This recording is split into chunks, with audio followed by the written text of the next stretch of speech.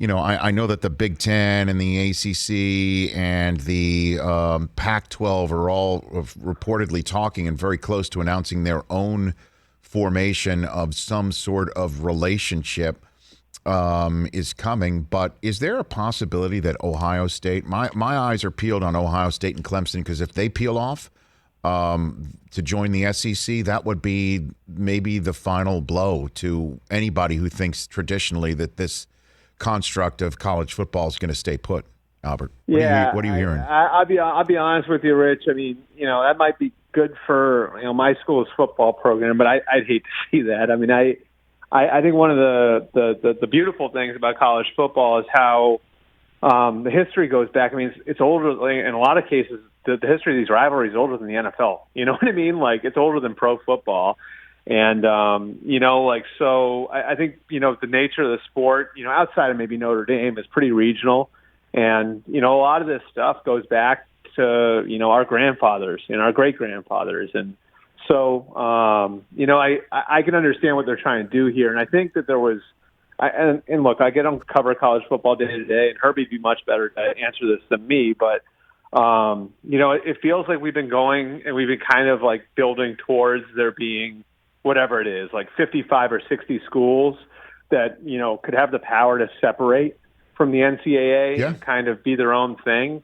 I'd hate to see that be 20 schools. You know what I mean? Like, I think like having at least a possibility, out there that like like an Oregon becomes what Oregon's become, a Wisconsin's become what Wisconsin's become. Like, I love that stuff. You know what I mean? Like, so, I mean, even like LSU, like, I remember when I was a kid, they weren't that good. You know what I mean? Then Nick Saban got there. Now they're like a, powerhouse. It's just part of the beauty of college football is like the regional nature of it. And, the fact that sometimes we get these teams, these schools that traditionally aren't great, that can come up and become those sorts of programs. And so it really sucked to lose that. And I think you'd probably agree with me on that. No doubt. Of course. There's no question about it. But that's the way it's going.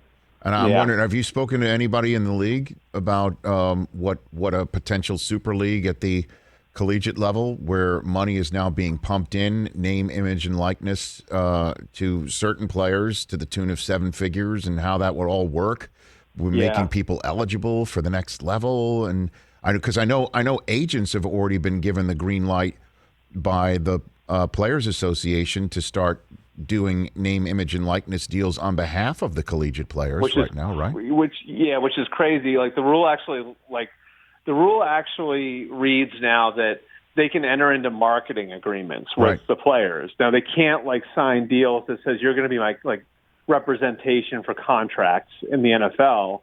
But I mean, we all know what that is, right? Like, I mean, if you're signing with a guy to be your marketing agent on NIL stuff, well, that agent's getting involved there because he thinks he's going to be your NFL agent too.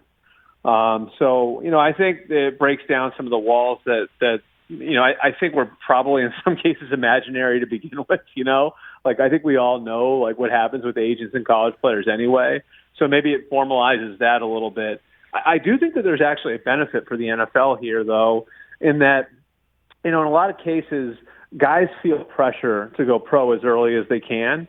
And a lot of times it's because a guy has to, support his family. Like, a guy's entire family might be counting on him to change the dynamic, in their lives. And, one thing that's come up repeatedly, when I've talked to guys who, scout that level of football, is the hope here is that maybe what we'll see now is, with these guys having an ability to make money at the college level, the junior who probably needs another year but might feel pressured to go and then winds up getting drafted in the 7th round, maybe that guy stays in school an extra year.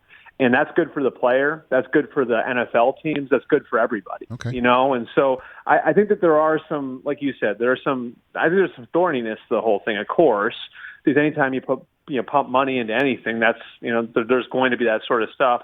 But I do think there's a real benefit here in that it might wind up, getting kids from tough backgrounds money earlier, and then maybe more of those kids, wind up being able to make more coherent decisions about whether or not to go to the NFL And maybe a few more of those kids walk away with college degrees as a result of it, even if the NFL doesn't work out. So I do think that there's like a real benefit to all of this, and that, the kids who are under a lot of pressure to make money because they come from tough backgrounds, now being able to do that at the college level, I think takes a little pressure off of those kids as far as making decisions on when to go to the NFL. Hey, you watched all the way to the end. Thanks for that. Watch more right here.